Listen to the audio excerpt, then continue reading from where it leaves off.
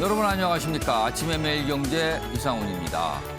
오늘 아침이요 날씨가 꽤 쌀쌀합니다. 오늘은 대부분 지역이 날씨가 좀 흐리겠고요. 남부 지역에서는 비 소식까지 있습니다. 그리고 낮에도요 기온이 올라가봐야 20도 정도 안팎에 머물 거라고 봅니다. 쌀쌀한 날씨 좀 대비하셔야겠습니다.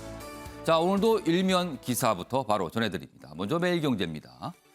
매일경제 일면 기사에 수능 그리고 경제교육 뭐 이렇게 섞여 있습니다.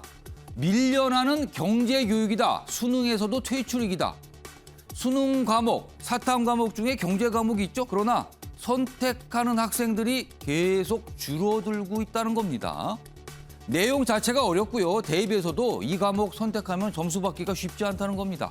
불리하다는 생각들을 한다는 거죠. 전국 응시자 따져보니 5천 명 정도랍니다. 그리고요 2028학년도부터는 아예 제외되는 거 이런 것까지 검토가 되고 있다는 내용입니다. 중요한데 자꾸만 외면받고 있다는 겁니다. 다음은 경향신문 보겠습니다. 집권 여당 상황을 좀 다루고 있어요. 이낙연 측 결선 투표 요구를 어제 했습니다. 그런데요. 여당 원팀 출발부터 주춤이다. 뭔가 삐그덕거리고 있다는 거죠. 이런 요구에 대해서요. 송영길 대표는요. 사실상 거부한다는 뜻을 밝혔습니다. 당원 당규에 따른 것이다. 이렇게 얘기를 합니다. 당 지도부 선관위는 요구를 일축했다. 이런 상황입니다. 이번엔 조선일보입니다. 아파트 당첨이 돼도 중도금 대출이 막혀 무더기로 포기하는 사례들이 나오고 있다. 지금 대출 정부에서 꽉 쥐고 있죠. 돈을 빌리기가 어려워진 겁니다. 정부의 가계대출 조이기에 이사철 패닉이 현실화되는 거 아닌가 이런 얘기인데요. 사례가 있습니다. 경기도 성남의 한 단지에서는요. 대출을 해줄 은행을 구하지 못해서 당첨자의 40%가 계약을 포기하는 상황이랍니다. 이렇게 되면 어떻게 되는 겁니까? 전셋집도 계약금 수천만 원 난리판이다. 계약을 했는데 돈을 마련하지 못하는 겁니다. 고금리 사채를 의존할 수밖에 없는 거 아니냐. 이렇게 되면 서민들의 삶이 더 힘들어지는 거 아니냐. 이렇게 지적하고 있습니다. 마지막으로 동아일보 보겠습니다. 기사가 이쪽 끝에 있습니다. 어제 갑자기 이런 소식이 좀 들려왔어요. 해외로부터 들려온 건데 여기 보면은 북한 정찰총국 출신 탈북자입니다. BBC, 영국 BBC와 인터뷰를 하면서 이런 내용 두 가지가 지금 담겨 있는데요. 첫 번째는요.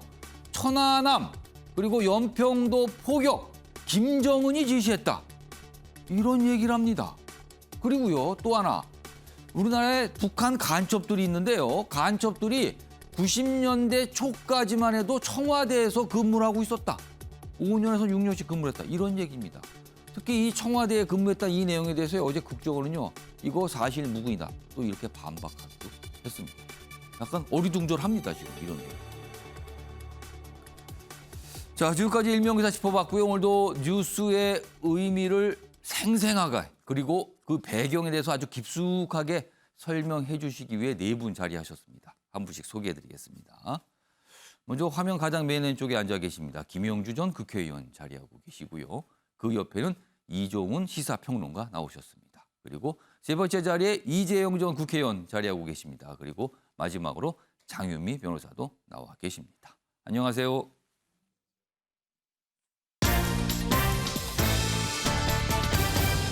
오늘 다룰 주요 이슈들을 네 가지 키워드로 정리했습니다. 아침을 여는 키워드 하나씩 확인해 보겠습니다. 먼저 첫 번째 키워드는요. 원팀.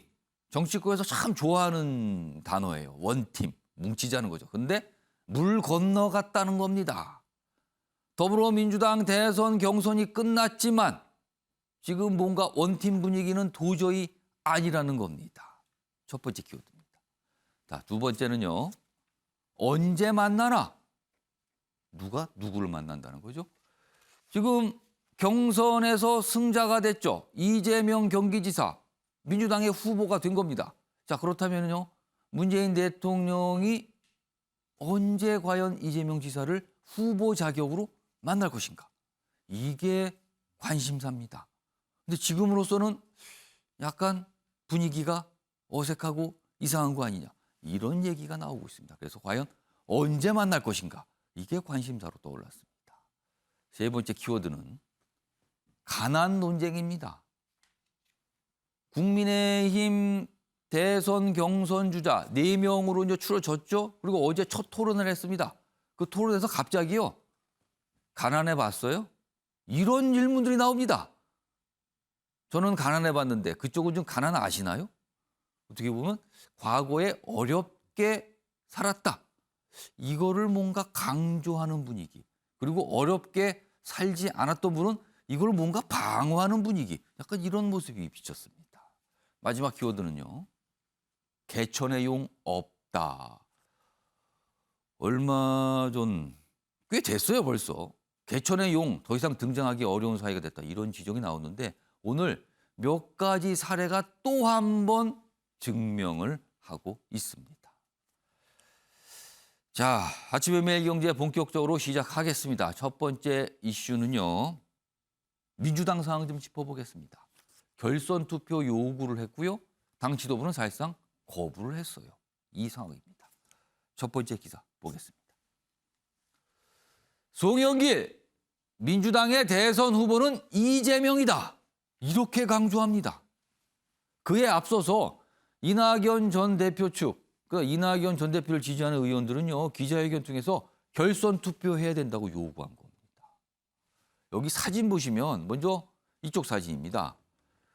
기자회견장입니다. 어제 국회요. 많은 의원들이 서 있는데요. 여기서 결선 투표 요구한다. 그리고 이거 득표율 계산 잘못됐다. 이거 정정해야 된다. 이렇게 강하게 요구하는 모습입니다. 그리고 그 옆에 사진은요. 송영길 대표와 이재명 지사의 모습입니다. 어제 국회 당대표 회의실에 입장하기 전에 서로 뭔가 이렇게 양보를 하는 모습이죠. 이 모습만 보면 굉장히 화기애애하는 모습을 보입니다. 두 가지 모습이 어제 국회에서 있었습니다. 아래로 가겠습니다. 아래 제목은 경선 후유증이라고 돼 있어요. 보면 송영길 대통령도 축하했다. 결선 투표 요구 사실상 거부했다는 거죠. 그러나 이낙연 측 당에 이의 신청서 제출했습니다. 이거 문제 있다. 결선 투표 가야 된다. 이런 주장입니다. 이게 3차 선거인단 투표 결과 그것 때문에 전 아주 근본적으로 시작이 됐다고 보이거든요. 그래서 이런 어떻게 보면 갈등 상황이 벌어지고 있습니다. 자, 그럼요. 먼저 이낙연 전 대표를 지지하는 의원들이 어제 기자회견을 했거든요. 그 모습부터 확인해 보겠습니다. 당원 당규를 오독해서 잘못 적용하면 선거의 정통성이 근본적으로 흔들릴 수 있습니다. 당원 당규를 제대로 적용하면 이재명 후보의 득표율은 49.32%이고 과반에 미달한 것입니다. 따라서 당원 당규에 대한 결선 투표가 반드시 진행되어야 합니다.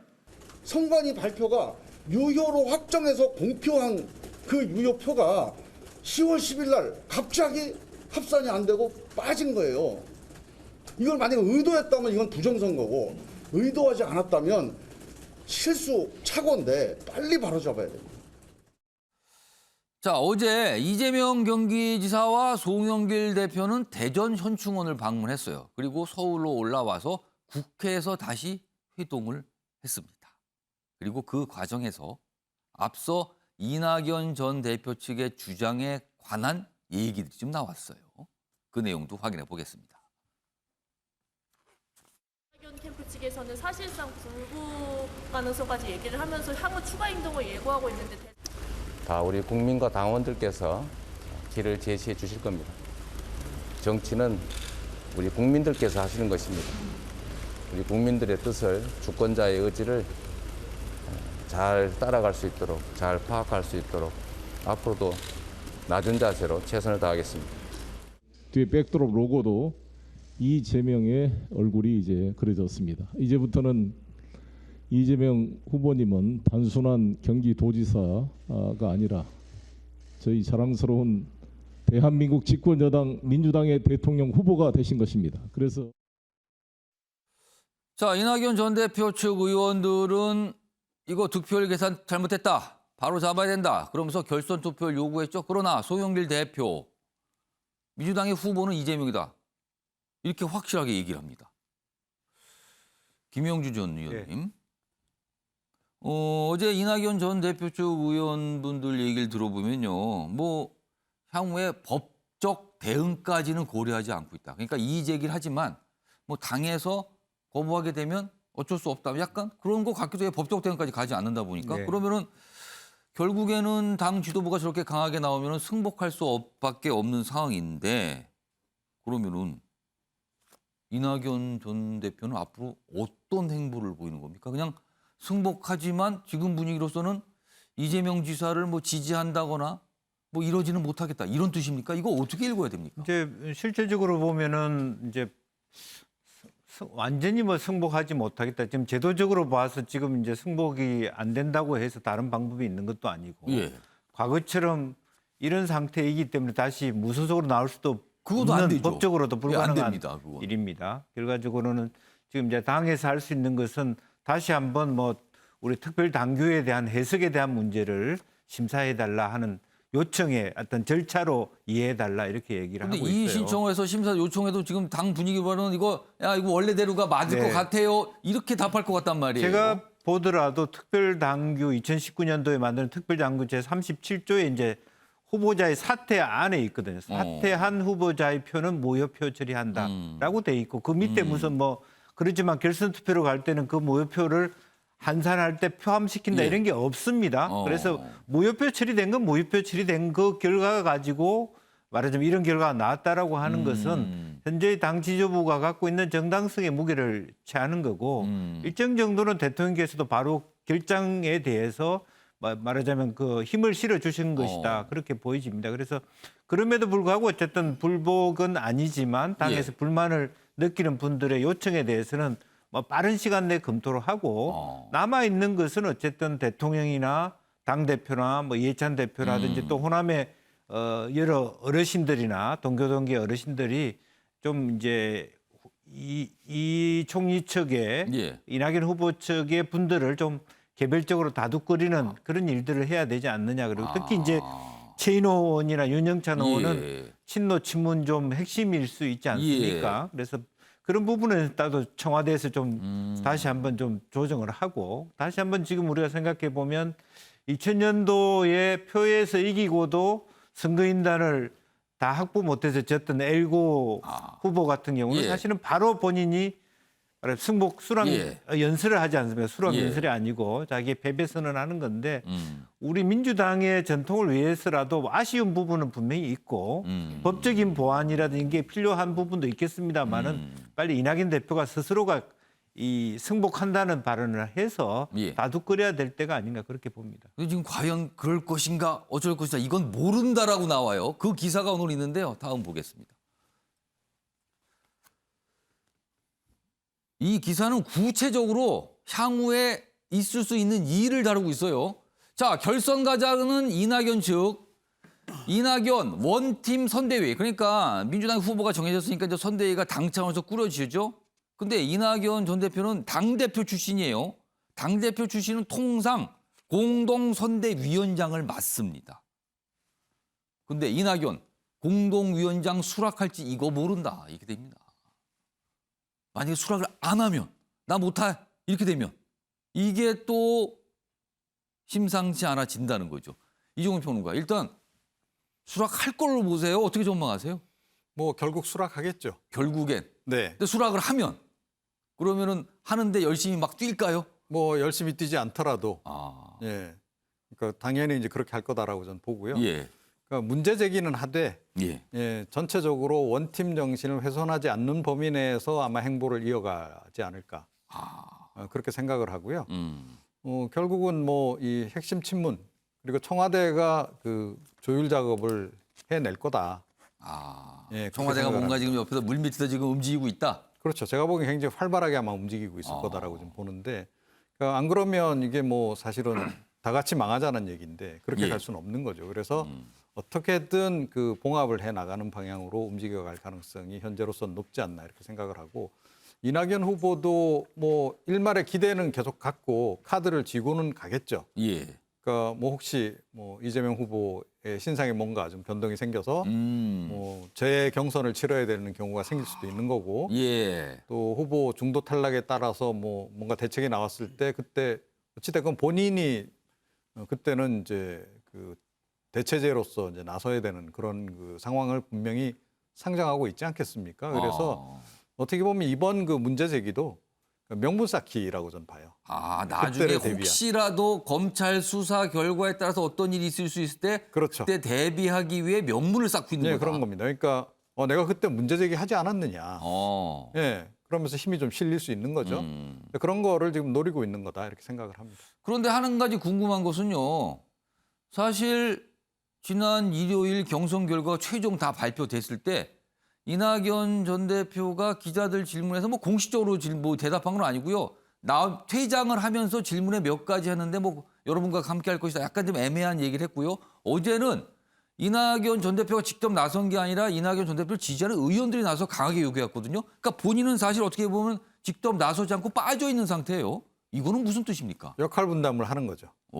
그러니까 이제 좀 제 목소리를 내고 좀 약간 악역은 그 옆에 주변에 있는 밑에 참모들이 맡고. 예, 그런 거죠. 그리고 본인은 이제 뭐 나중에 원팀에 합류해야 되는 상황이 결국은 될 거기 때문에 그때를 대비해서 좀 말을 아끼는 거죠. 합류할지도 모르는데 본인이 나서 너무 강하게 얘기하면 나중에 너무 어려워지니까 그렇습니다. 본인은 예. 뒤로 물러서 있다.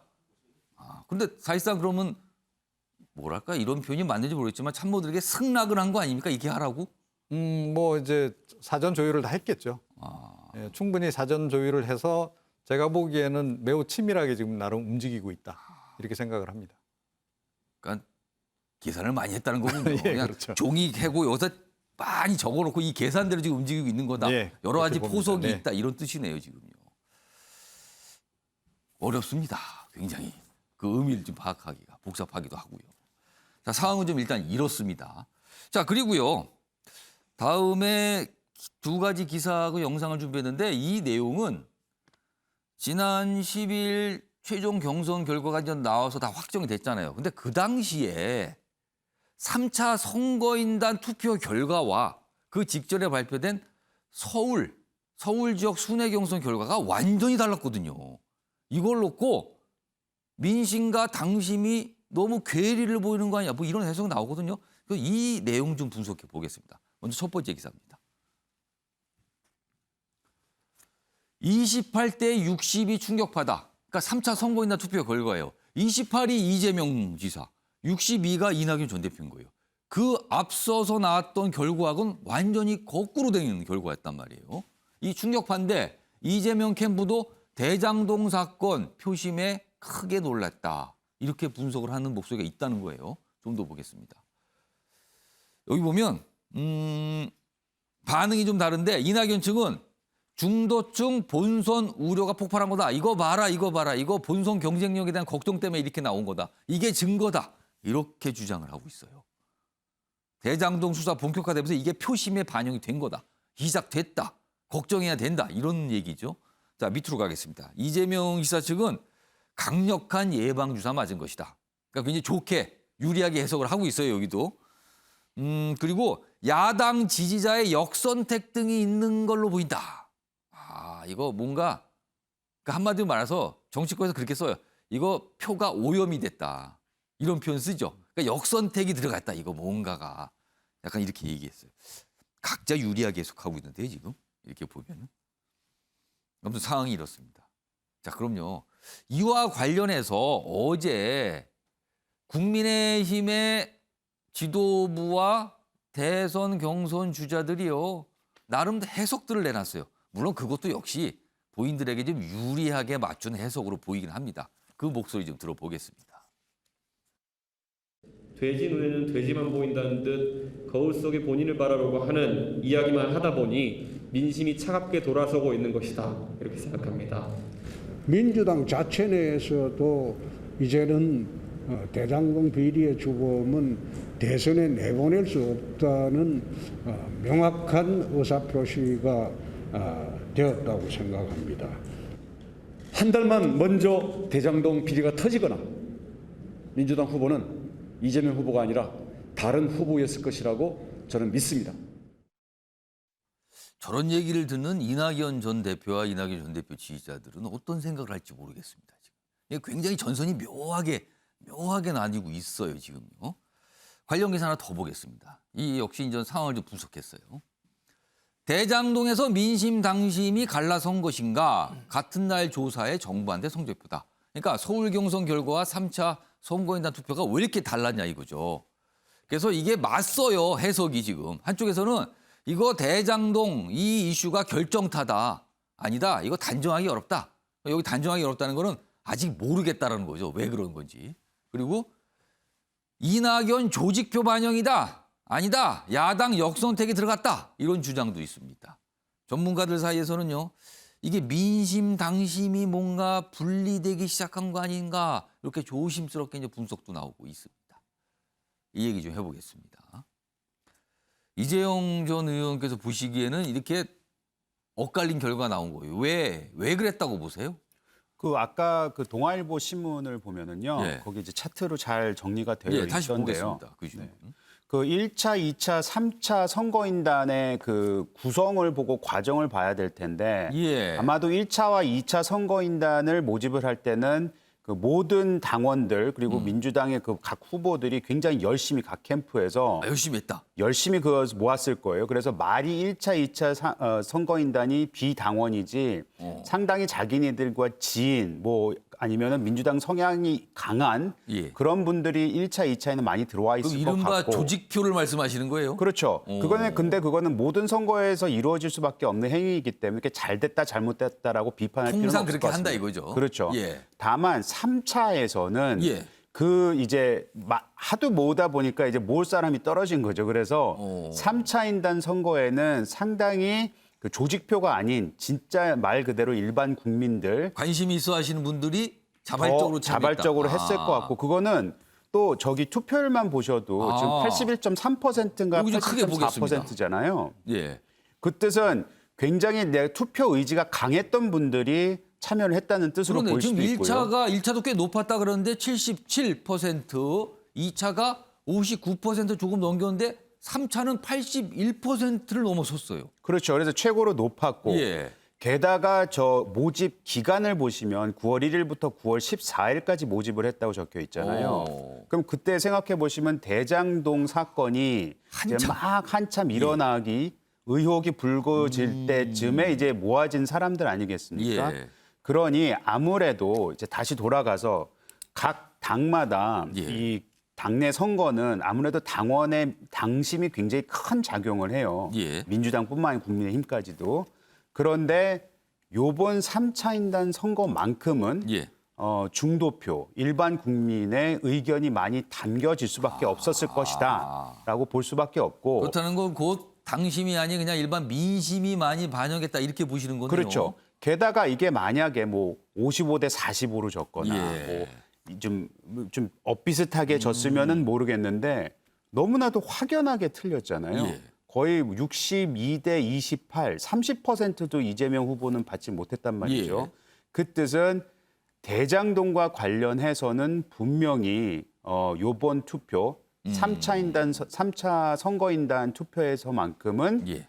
분명히 영향을 미쳤다라고밖에 분석할 수가 없을 것 같고 이거는 또 다른 여담이긴 한데 예. 아까 이제 저희가 시작을 하면서 홍영표 의원이 나와서 하는 예. 그 해석을 보면서 아마 그 장면을 바라보는 많은 소위 말하는 친문 내지는 이낙연 후보 측은 예. 지난 당내 경선 당대표 뽑았을 때 예. 홍영표 의원하고 지금 송영길 의원하고 이제 대립을 경쟁을 했지 했죠. 않았습니까? 예. 그때 만약 결과가 틀렸다면은 지금 아마 결선을 가고 있지 않았을까라는 생각을 하지 않았을까라는 생각을 했습니다. 당대표가 지금 당대표가 아니었다면 이런 말씀이시네요, 지금. 그렇죠. 결과가 바뀌어서.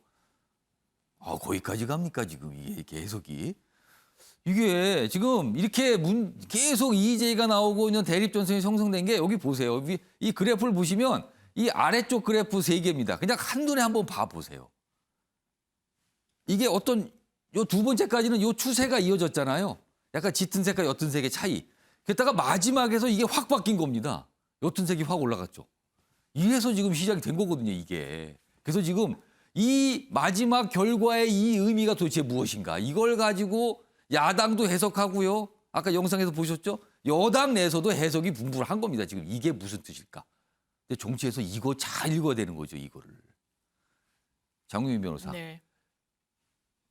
어디에 이유가 있다고 보세요? 이렇게 결과가 나온 거는. 사실 추세와 흐름과는 상당히 상반되고 예. 굉장히 튀는 결과가 나온 예. 것인데 뭐 여러 요인이 있을 겁니다. 물론 대장동이라는 그 이슈를 빼고는 설명이 되지 않는 부분이 분명히 있는데 너무나 그 격차가 종전의 지표와는 뒤집어진 측면이 있어서 2배가 넘었어요, 차이가. 그렇습니다. 그래서 이게 뭐 대세론까지는 아니겠지만 아마 뭐 보수 성향의 커뮤니티에서 3차 선거인단에는 우리가 좀 한번 조직적으로 영향력을 행사해보자라는 뭐 근거들이 있었다라는 뭐 보도가 나오기도 했고요, 실제로. 그런 주장도 좀 나오고 있는 거군요. 예, 그리고 선거인단 모집이 상당히 좀 쉽게 돼 있기 때문에 이런 부분도 없다고는 아예 그런 흐름이 없다라고는 보기 어려운 부분이 있고 또 아마 내부에서는 그렇게 판단하는 것 같습니다. 이재명 지사 측에서는 1차, 2차 양 진영이 너무나 이제 화력을 집중해가지고 조직을 가동하고 했는데 사실 아마 본선에 경선 없이 갈 것이다. 본선에 경선이 이루어지는 것은 뭐 기적에 가깝다라는 분석이 나올 정도로 예. 대세론이 굳어지고 있어서 이 조직을 가동하는 데 있어서 3차 선거인단에 비교적 안일하게 좀 대처했던 측면도 분명히 있는 것 같습니다.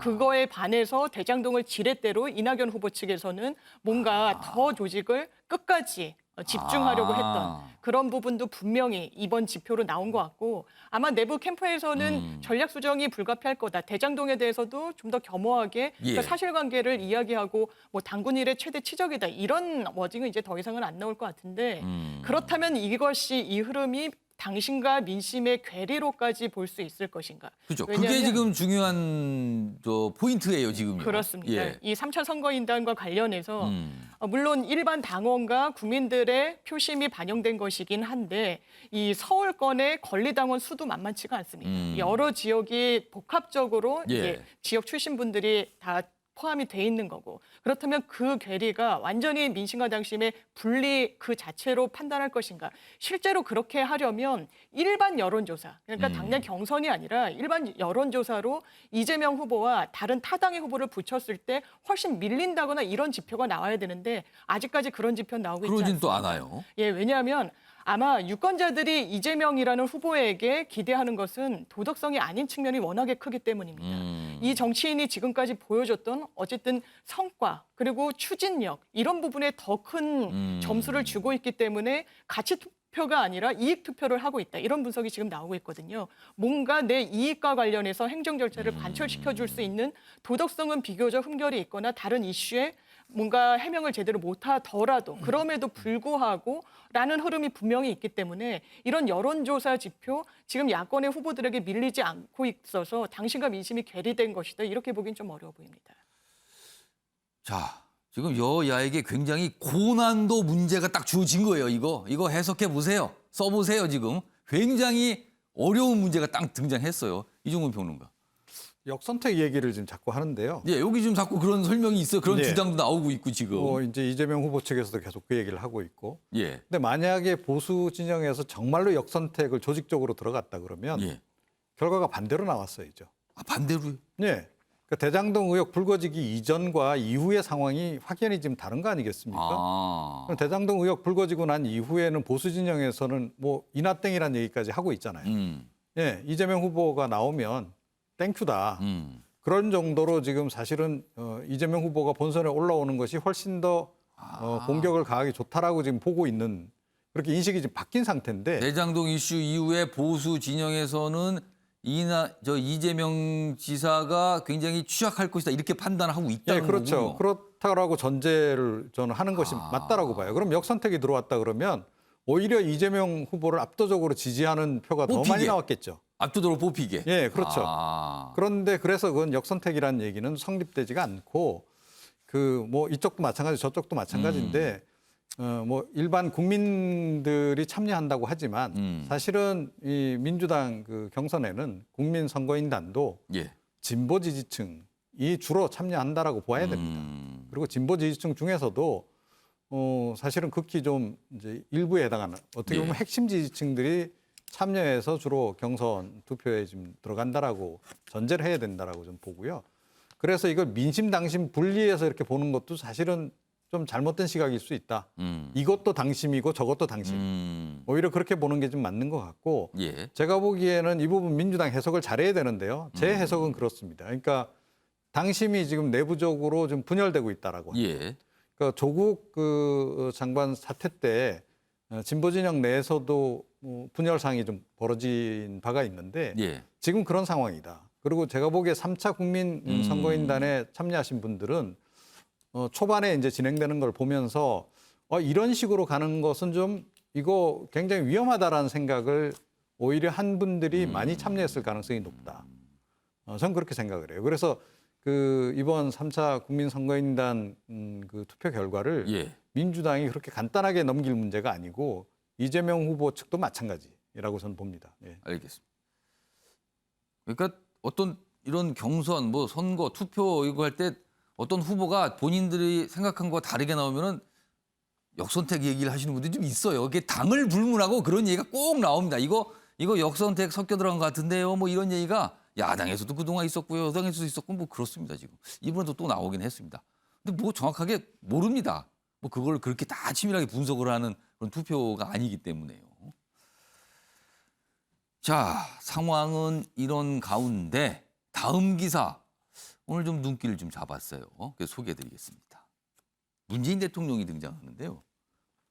빨리 만나고픈 이재명. 그런데 지금 이게 뭔가 경선 불복 분위기도 있고 대장동 의혹도 이거 있는데 이거 부담되는 문 대통령. 그러니까 민주당의 대선 후보가 정해졌으면 문재인 대통령이 만나는 걸 어떻게 보면 굉장히 당연하고 자연스러운 거예요. 근데 지금 이게 좀 어색하다는 거죠. 지금 분위기가. 문 대통령, 이재명 언제 만날까? 만약에 문재인 대통령이 만난다는 뜻은 후보로서 확실한 위상을 높여준다. 이렇게 되는 거잖아요. 뭔가 쐐기를 박는다는 느낌이 들 거예요. 그래서 지금 이게 좀 언제 만날까가 궁금하다는 건데 과거 보면은요. DJ 그리고 노무현 전 대통령 당시에는 확정 이틀 만에 만났다. MB와 박근혜 전 대통령, 이명박 전 대통령, 박근혜 전 대통령은 13일 만에 만났다. 오래 걸렸습니다. 그 당시 경선이 치열하고 뭐 과거에 앙금이 있을까요? 아무튼 여기 좀 달랐대요. 근데 만나긴 만났다는 거죠. 그럼 이번에는 언제 만날 것인가 이겁니다. 이 얘기 좀 해보겠습니다. 김용주 전 의원님. 네. 만나긴 만날까요? 만나면 언제쯤 만날까요? 그래서 이제 지금 이제 과거와 달리 문재인 대통령의 뜻은 좀 엄중한 선거 중립이라는 측면에서 너무 바로 뭐 민주당 후보가 결정되자마자 바로 청와대로 불러올리는 것보다는 이재명 후보 측에서 만나자고 청와대에다가 요청을 하고 그것에 따라서 자연스럽게 물 흐르듯이 하는데 아마 이제 조금 이렇게 진화를 하고 난 다음에 지금 이낙연 이런 후보가 약간 막 이의제 얘기도 있고 이의제 얘기도 하고 그 속에도 이미 홍영표 의원도 있고 뭐 그렇단 최인호 말이에요. 의원도 있고 이른바 또 친문 의원들이 친문계 의원들의 많아요. 얼굴들도 있는 거 아닙니까? 완전히 묵살하듯이 그렇게 바로 만나는 건 조금 과하기 때문에 정무 라인을 통해서 좀 조율을 할 가능성이 많다. 그러나 그렇게 오래 끄는 것도 사실은 오히려 이 문제를 더 확장시킬 수 있기 또 때문에 이상할 수도 있어요. 그것도. 조기 진화를 할 텐데 바로 뭐 이틀 만에 만나고 그래야 될 사항은 아니고 한 일주일 이내에 조금 자연스럽게 절차를 밟아갈 수 있지 않을까. 그럼 김용주 의원님 말씀대로 일주일이면은 다음 주 초쯤에는 만나지 않을까라고 조심스럽게 지금 보시는 거예요. 이종훈 평론가 이거 짧게 질문 드릴게요. 근데 앞서서 축하한다고 입장을 바로 냈어요. 그날 저녁에 확정된 저녁에.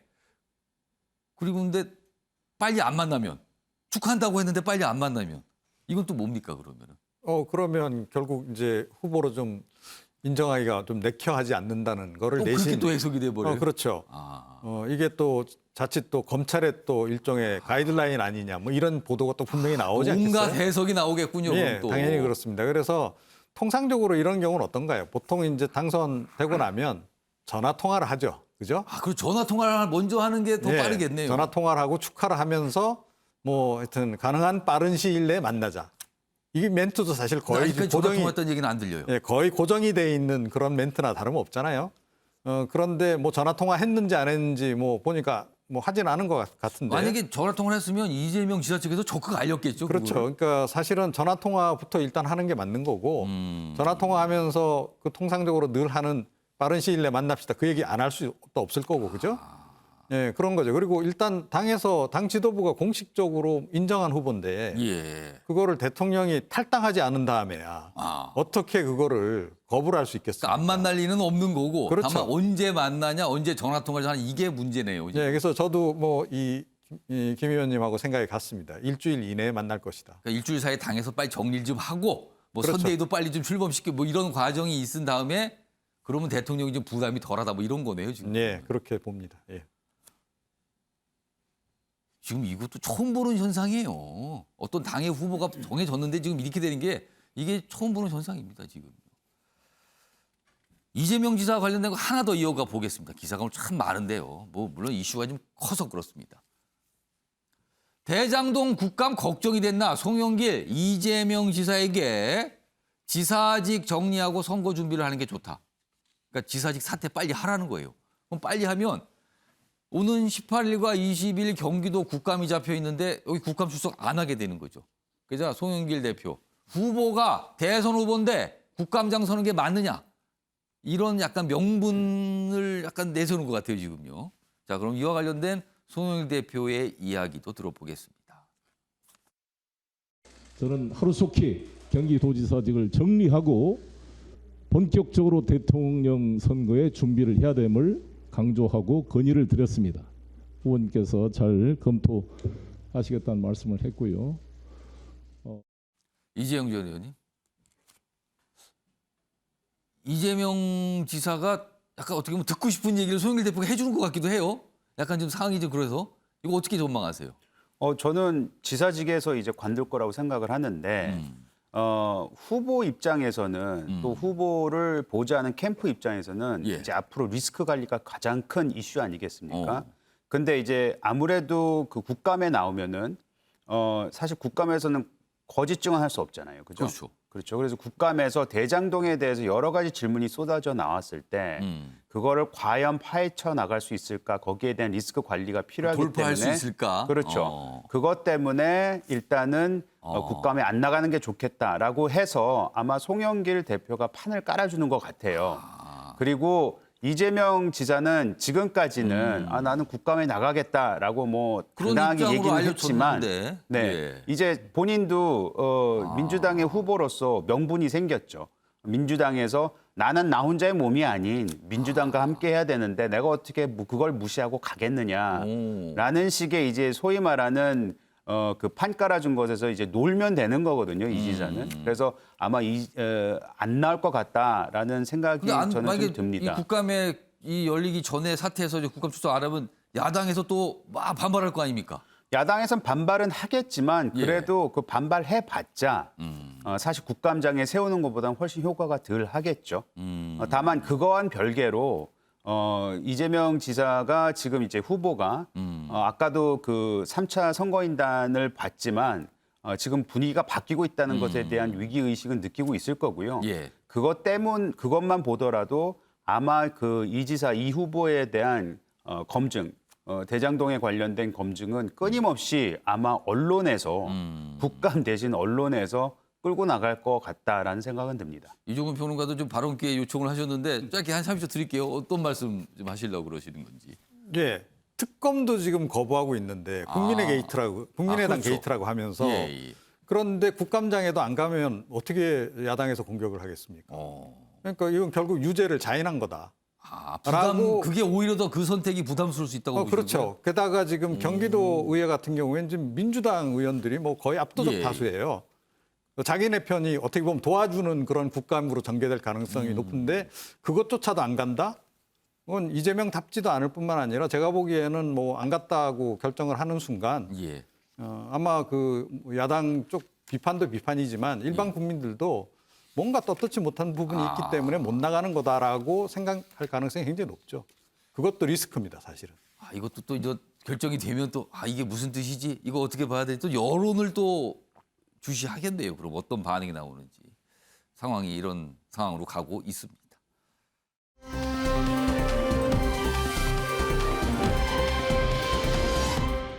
이번에는요. 수사 사항입니다. 김만배 씨. 어제 검찰에 출석했죠? 조사를 받았어요. 굉장히 장시간 동안. 그 얘기입니다. 첫 번째 기사인데요. 유동규 700억 약정설. 그러니까 뭐 700억 약정설, 그다음에 이른바 뭐 천화동인 1호 주인이 누구냐 뭐 이런 거예요, 지금. 그분 얘기가 나왔는데 그분은 누굴 말하는 거냐 뭐 이런 얘기들이 계속 나왔잖아요, 지금. 그리고 또 뭐 주장하고 부인하고 막 맞서고 있는 상황입니다. 그런데 김만배 화천대유의 최대 주주입니다. 그 녹취록이라는 게 있는데 그거 의도적으로 편집된 것이다. 진실이 아니다라고 주장을 한 거예요. 그러면서 천화동인 1호 주인은 나다 이렇게 얘기합니다. 그동안 뭐 주인이 누구냐 뭐 다른 사람이 했는데 본인이라고 얘기를 해요. 그리고 뭐 로비 자금 질문에는 뭐 예상 비용 부풀린 거다 뭐 이런 식으로 쭉 계속 설명을 했습니다. 어제 길게. 자, 그럼 어제 어떤 모습이었는지 확인해 보겠습니다. 700억 약정설 사실입니까? 이유를 막론하고 이런 소동을 일으켜서 매우 송구스럽게 생각합니다. 정치권과 법조계에 350억 원 로비했다는 의혹이 제기된다. 어떻게 입장해 계십니까? 검찰 수사에서 성실히 협조하겠습니다. 천화동인 1호 실술도 누굽니까? 그거는 바로 접니다. 네. 그리고 지금 제기되고 있는 여러 의혹들은 수익금 배분 등을 둘러싼 갈등 과정에서 특정인이 의도적으로 녹음하고 편집한 녹취록 때문입니다.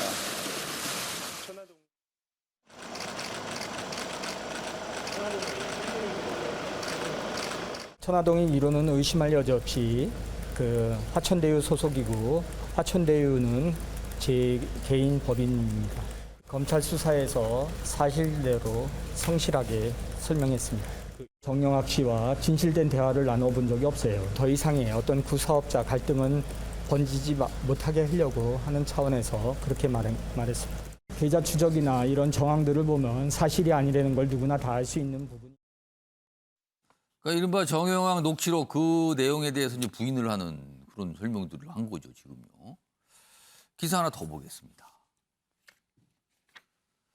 김만배 녹취 알고 독을 탔다.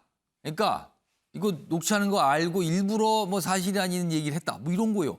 독 탔다라고요, 여기 표현이 돼 있는데 녹취록의 증거 능력 깨기 시도 아니냐. 이렇게 설명돼 있어요. 이해가 될 듯 말 듯한데 좀 어렵습니다. 정규 변호사, 네. 이 기사에 나온 이 제목이 무슨 뜻입니까? 사실 녹취라는 것은 증거 능력 자체는 있습니다. 이 말인즉슨 형사소송 절차에서 증거로 기능할 수는 있는데 증명력은 다소 낮다라고 평가받는 것이 일반적이긴 합니다. 증거로 될 수가 있는데 증명력이 낮다는 거는 무슨 뜻인가요, 그거는? 사실 신빙성이 낮다라고 보는 겁니다. 오. 그 당시 상황이 담겨 있긴 하지만 이 예. 녹취라는 것의 특성상 일방 편집이 가능하고 내용 자체의 그렇습니다. 신빙성은 따져봐야 된다 이런 뜻이 됩니까? 그렇습니다. 오. 그렇다면 이건 또 사안별로 살펴봐야 되는 부분이 있기 때문에 김만배 씨의 대화가 들어간 녹취록의 증명력, 신빙성은 얼마나 높을 것인가. 근데 김만배 씨가 처음에 이렇게 이야기합니다. 정영학 회계사가 낸 것은 굉장히 취사 선택이 됐고 나는 녹취 사실을 알았기 때문에 오히려 거짓 사실관계를 이야기를 했다라고 하는데 그 주장은 사실 상당히 믿기는 어렵습니다. 보통 본인과 갈등 관계에 있는 상대방이 녹취를 하는 사실을 알면 아주 상식적인 반응은 사실관계를 이야기하지 않거나 어떤 입을 다물거나 그 상황을 회피하는 건데 그렇게 하지 않았다는 겁니다. 다만 이 김만배 씨가 지금 이야기하면서 내가 독을 탔다라고 하면서 상당히 구체적인 사실관계들을 이야기하고 있는 부분에 대해서는 좀 주목할 필요가 있어 보입니다. 이를테면 사실 실제하지 않는 대법관의 딸을 거명하면서 뭔가 그쪽으로 자금이 흘러갈 필요가 있다라고 이야기를 했다라는 것은 사실 실제로 김만배 씨가 언급한 대법관이 존재하지 않는다면 뭔가 이건 녹취 사실을 인지하고 본인에게 유리하게 그리고 상대에게 불리하게 어떤 진술을 남겨놨구나라고 판단될 수 있는 부분은 분명히 있는 거죠. 그렇다면 왜 이런 식의 행동을 했을 것인가? 이 녹취가 됐던 2019년도 그 시점은 너무나 많은 본인들이 예측하지 못했던 이득이 나서 이 이익금을 분배하는 과정 중에 상당히 갈등이 있었던 그런 상황입니다. 예. 그렇다면 이 경우의 수는 세 가지로 나눠볼 수가 있는데 이 녹취에 담긴 이 로비 자금이 실제다. 700억, 뭐 실탄 350억, 정치권으로 흘러간 자금, 실제일 가능성이 하나. 둘째는 그냥 실제하지 않는 로비 자금을 지렛대로 삼아서 더 많은 이익 배당금을 가져가려고 했을 가능성이 있습니다. 약간 협상 카드처럼 썼을 수 있다. 그렇습니다. 저는 이 세 번째 가능성이 더 높다고 생각하는데 실제 로비도 존재했고 뭔가 이 로비 자금 명목으로 이걸 지렛대로 더 많은 돈을 스스로 서로들 가져가려고 막 섞여 했다. 있다는 거네 그러면 예, 뭐가. 그렇다면 350억, 700억 굉장히 허황된 돈이라 구체성을 띠기가 어려운데 실제로 50억 원이라는 퇴직금이 야권 인사에게 흘러 들어가기도 했고 그렇다면 아주 실체가 없다고 수사기관은 보지 않을 거고 다만 이 구체성은 어디까지가 입증될 것인가가 아마 수사기관에게 남겨진 숙제인 것 같습니다. 그러면은 이 녹취록 내용 중에 뭐가 독이고 뭐가 독이 아닌지 이거를 가려내는 것도 굉장히 복잡한 문제가 될 것 같네요 지금. 아무튼 이 독 탔다는 의미가 지금 장우미 변호사가 설명하신 대로입니다. 지금 이런 뜻이 있답니다 지금. 검찰과 그다음에 관련자들의 어떤 뭐랄까요 서로 수싸움, 머리싸움 뭐 이런 거 같기도 합니다 지금.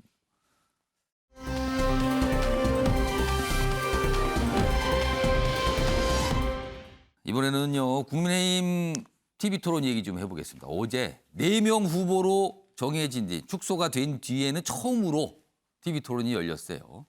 어제는 좀 호남 지역에서 이제 TV 토론이 있었는데 그 내용 좀 보겠습니다. 어제 TV 토론에서 이런 얘기 나왔어요. 유승민 천공스승 어떻게 하나?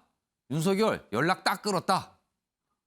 연락 딱 끊었다 그러니까 그만 물어보세요. 뭐 이런 뜻으로도 보여요. 그래서 뭐 국민의힘 대선 본경선 첫 토론인데 뭐 이 윤석열 후보에 대한 약간 공세가 집중이 됐어요. 질문이 이런 질문들이. 자 그럼 우선 이 천공스승 이 대의가 나왔는데 이와 관련된 영상부터 확인해 보겠습니다. 정법이라는 사람이 이런 말을 해요. 내 손바닥이 빨간 이유가 손바닥에서 에너지가 나가기 때문이고 이걸로 암 걸린 환자가 피를 토하고 암을 낳았다. 그 지금 말씀하시는 거는 제가 믿을 거라고 생각하시고 하는 얘기예요. 아니요. 저는 이런 사람을 어떻게 알게 됐냐고 묻는 겁니다. 어떤 분이 이 유튜브가 예. 재밌는 것들이 있다. 그래서 어떤 분이란 부인입니까? 아니 우리 부인에게 얘기해 준 분이 있어요. 아니 정법을 만나셨죠? 만난 적 있습니다. 예, 몇 번 만나셨습니까? 뭐 한 몇 번 뭐 좀 오래됐습니다. 부인하고 네. 같이 만나셨습니까? 그렇습니다. 박근혜 정부를 구속 수사를 해가 이걸 세게 수사할 거냐 말 거냐 이것도 이 사람이 조언을 했습니까?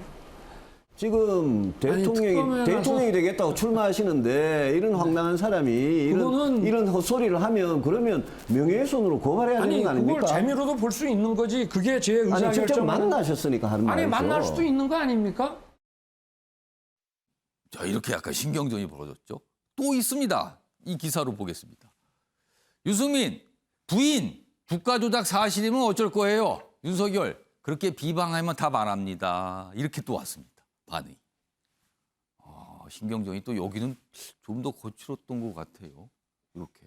여기 보면 뭐 천공스승, 주술 논쟁이 이어지고 부인 관련 얘기로 또 신경전이 벌었다 이겁니다. 자, 그럼요. 요 지금 이 제목에 나온 이 부인 관련 내용 이것도 영상으로 지금 우리 제작진이 부지런히 준비했어요. 지금 이거를 찾냐고 준비돼 있습니다. 들어보시죠.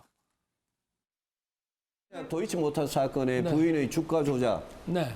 이게 만약 드러나면 어떻게 하실 네. 겁니까? 만약에 드러난다면 저는 그럴 리가 없고 이 사람들이 저의 정치 그 행로를 방해하기 위해서 박영수 특검하고 우리 윤석열 수사팀장이 적폐 수사하는 거는 다 잘한 거고 지금 이 문재인 검찰이 지금 윤석열 후보의 부인이나 장모 주가 조작 사건이나 배임 사건 이런 거를 수사하는 거는 계속 지금 정치적 수사라고 그러시는데 그 바쁜 시간을 할애해서 보셨을 것 같은데 여기에서 참 그런 비방성 이런 논의가 오간 거에 대해서는 참 유감스럽게 생각합니다만 더욱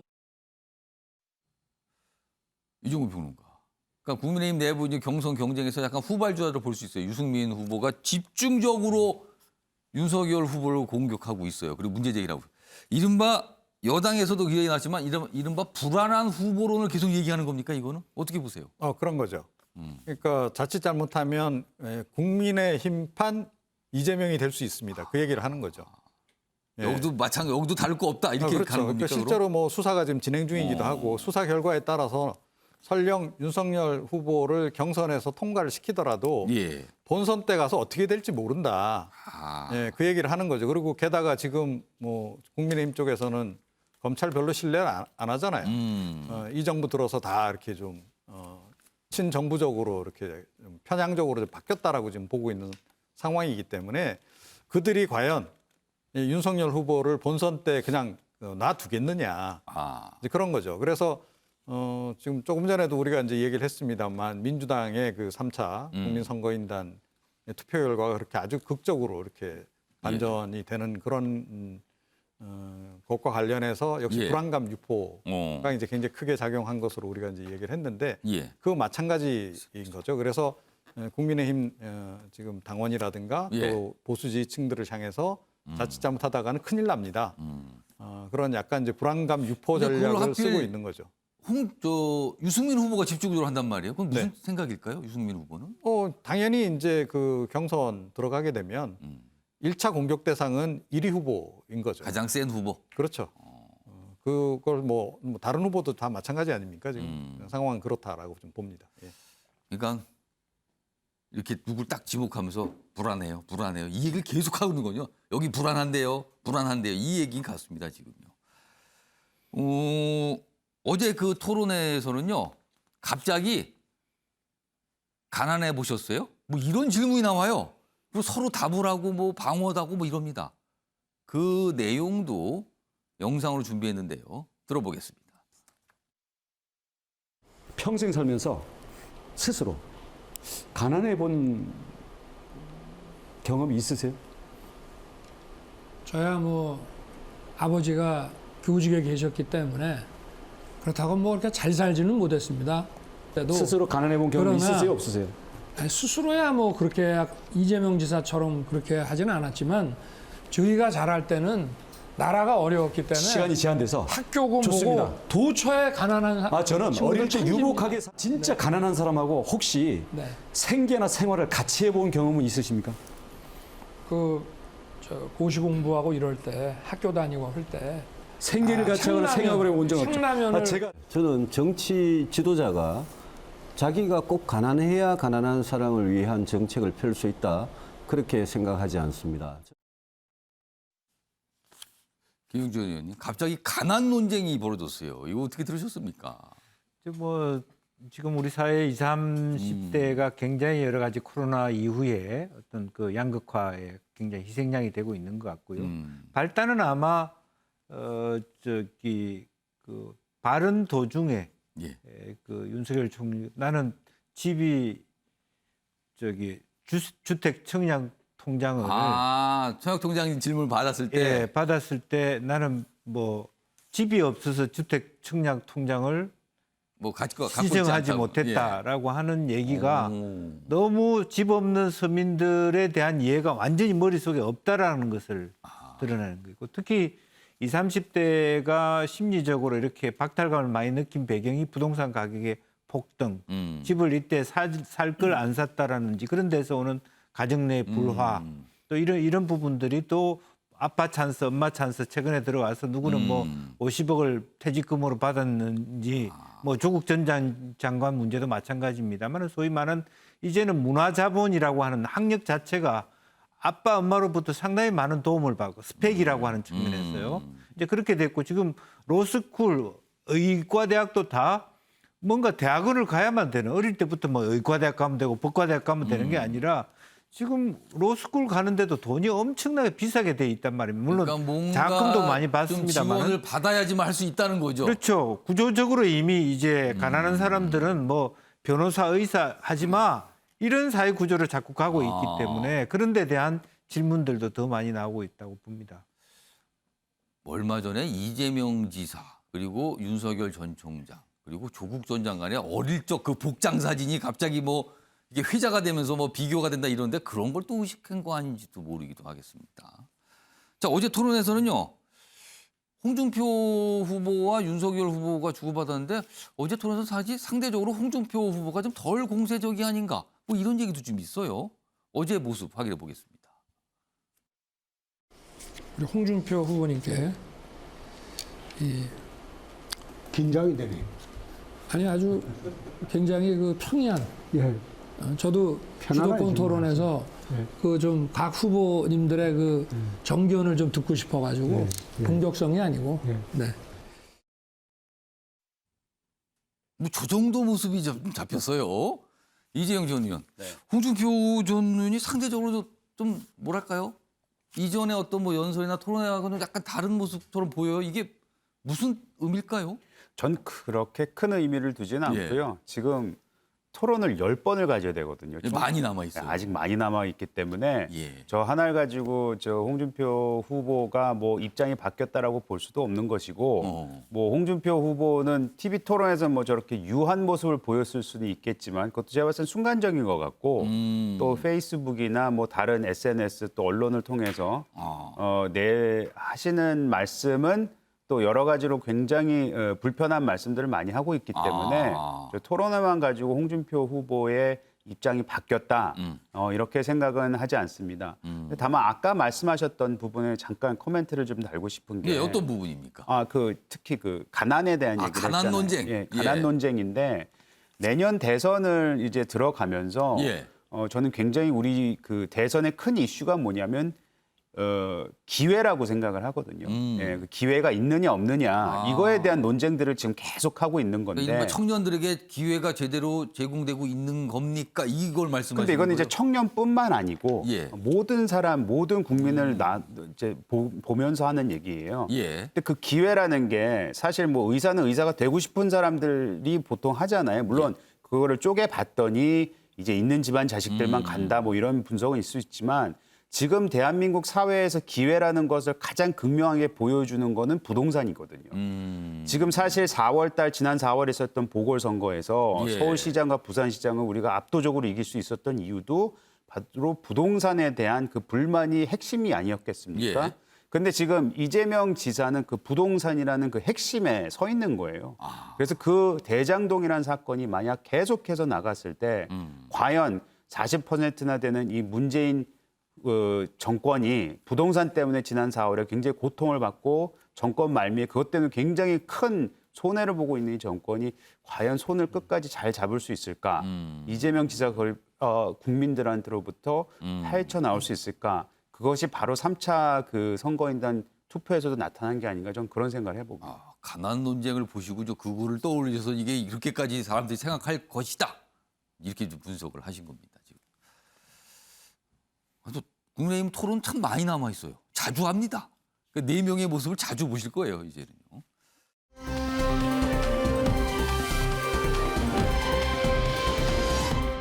다음은 사회 분야 기사인데요. 지금 방금 패널 분들께서 살짝 얘기하신 내용들과 아주 밀접하게 관련이 돼 있어요. 우리 사회의 양극화 모습이에요. 보시기. 2가지 내용이 준비되는데 먼저 첫 번째입니다.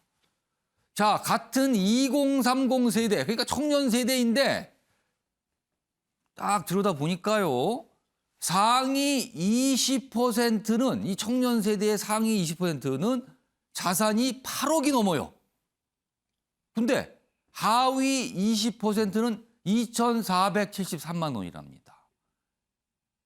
차이가 나도 너무 난다는 거죠. 집값이 뛰면서 격차가 1년 사이에 더 벌어졌다. 그래갖고 지금 35배 차이가 나고 있다. 여기서 집값 얘기가 나오는 거군요. 그러니까 어떻게든 본인이 샀든 아니면 뭐 증여를 통해서 받았든 집을 갖고 있는 청년 세대와 그렇지 못한 세대는 너무나 많이 벌어져 버렸다는 거죠, 지금. 소득 차이보다 부모 찬스가 결정적 영향이다. 그러니까 청년 세대니까 소득을 해서 저축하기가 쉽지 않았겠죠. 아무래도 부모의 영향, 부모의 지원이 더 결정적이라는 겁니다. 지금 이런 모습이 하나가 있어요. 다음 보겠습니다.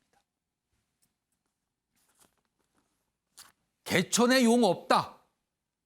의대 신입생을 보니까 80%가 있는 집 자식들이더라. 있는 집이요?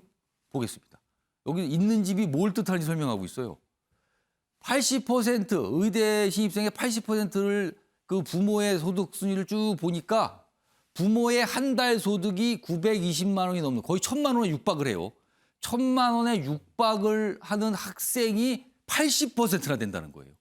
그러면은 소득 상위 20%가 대다수라는 거죠. 이 정도면 소득 상위 20%인데 소득 상위 20%가 의대 정원의 80%를 차지하고 있다는 겁니다.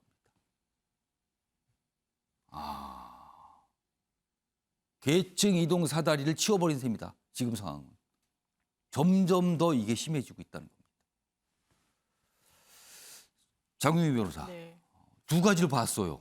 이런 모습이 나타나고 있네요, 지금. 네, 우리 사회에 아주 단적인 예. 걸 지표로 보여준다고 생각이 드는데 지금 이 의대생의 소득, 그 부모의 소득이 어떻게 형성되어 있는지를 보는 것은 이번 국감 자료에서 국민의힘 김병욱 의원이 예. 그 확보를 한 자료입니다. 예. 이 실제로 이 의대 재학생들이 국가 장학금을 탈 수 있는지, 왜냐하면 국가 장학금은 소득 구간을 나눠서 소득이 일정 이상이 되면 아예 예. 그 자격이 안 되기 때문에 들여다봤더니 아예 이 장학금 수혜를 받을 수 없을 정도로 고소득층의 자녀들이었다라는 것입니다. 그러니까 대부분 태반이 그 학생들이라는 거죠. 그렇습니다. 그렇다면 여기서 우리가 좀 읽어야 될 것은 사실 계층을 이동할 수 있고 상향 조정할 수 있는 거의 유일한 수단이 교육 그리고 대학 입시라고 하고 있습니다. 그런데 의대라는 그 특수성은 앞으로 장래에 일정 소득 이상이 사실상 보장이 되는 직군이고 사실 굉장히 선호를 하고 그렇습니다. 있죠, 다들요. 그런데 의대의 전형을 보면 거의 정시로 많이 뽑는다는 거 아니겠습니까? 그러면 정시라는 것이 사실상 어떤 공정의 상징처럼 되어 있는데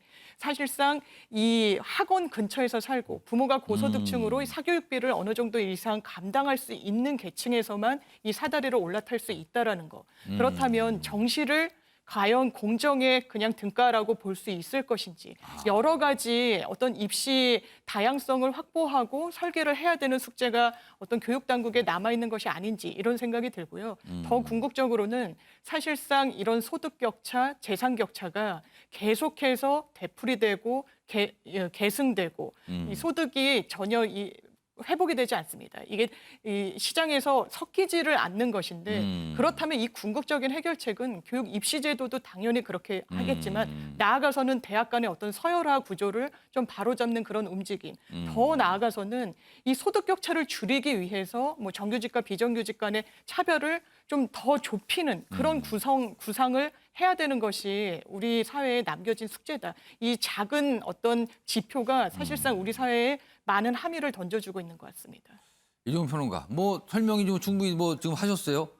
어떻게 해야 됩니까? 두 가지 현상 지금 단적으로 이 격차가 벌어진다는 거 나타나는데 이거 어떻게 해야 됩니까? 방법이 뭐가 있습니까? 방법을 알면 제가 대선에 출마했겠죠. 예, 그러니까 사실은 제가 쓸데없는 질문을 한 거네요. 방법도 안 보이는데 지금. 쓸데없는 질문이라기보다 굉장히 어려운 문제를 저한테 던지신 거죠. 예. 그런데 한 가지 확실한 것은 문재인 정부 들어서 제가 보니까 주변을 보니까 재산 상속 속도가 확실히 빨라졌어요. 그러니까 집 가지고 있어봤자 세금만 많이 맞고 두들겨 맞고 하니까 자식들한테 빨리 물려주고 이러면서 이제 청년 부자들이 갑자기 막 늘어나고 갑자기 자산을 갖게 되는 거네요. 이제 그런 상황. 그래서 굉장히 역설적인 것 같아요. 진보 정권 하에서 부의 불균등 문제를 해결하겠다라고 얘기를 했음에도 불구하고 오히려 그 역으로 가는. 그러면 발상을 좀 전환한다라고 한다면 그럼 어떤 방향으로 가야 되겠는가 하는 건데 그러니까 이 부동산 문제가 유발된 것이 제가 보기에는 너무 시장 논리를 철저히 좀 부인한 데서부터 시작했다라고 보거든요. 그러니까 역시 시장 논리를 좀 고려를 해서 가는 것이 좀 맞지 않나 이런 생각을 좀 갖게 됩니다. 예. 이게 좀 문제입니다, 사실은요. 사회가 너무 이렇게 편중되면 다들 안 된다고는 생각을 하잖아요. 그냥 마땅한 방법은 지금 못 찾고 있는 걸로 보여요, 지금.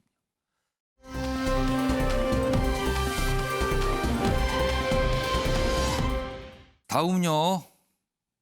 이런 일도 있어서는 안 되는데요. 근데 벌어졌습니다. 안전무대책 현장 실습이다. 취업의 꿈 고교생을 앗아갔다. 어떤 특성화고 고3 학생인데요. 잠수를 하다가 이게 큰일이 난 겁니다. 수중작업 2인 1조, 안전요원 배치, 실습생은 잠수 금지 이런 규정 이거 안 지킨 것 같다는 거죠, 지금 하나도. 근데 이 업체는 학생으로 잠수시켰다 뭐 이런 얘기가 나옵니다. 아버지의 오열, 아들은 자격증 5개 따며 내게 손 벌린 적 한 번도 없다. 이런 상황입니다.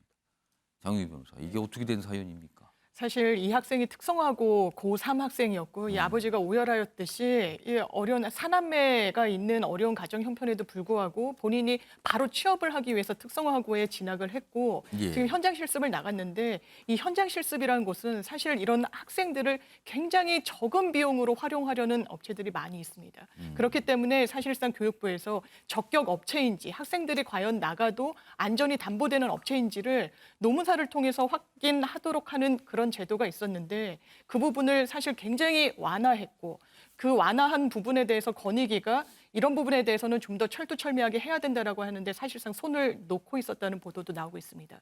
그렇다면 이것이 또 해당 그 업체만의 문제일 것인지 그리고 지금 뭐 중대재해처벌법 등 이 노동자들을 위한 뭐 제도가 마련되고 있다라고는 하지만 사실 5인 미만 사업장, 근로기준법에서도 포섭되지 않고 이런 여러 가지 노동자들을 위한 법률 체계에서도 소외되는 이런 곳들은 과연 어떻게 인권과 이런 안전권을 담보할 것인지 이런 부분에 대해서는 이 학생의 죽음이 정말 헛된 죽음으로 그치지 않기 위해서는 이런 어떤 입법적인 보완책이 필요한 부분들에 대한 메워짐이 분명히 있어야 될 것입니다.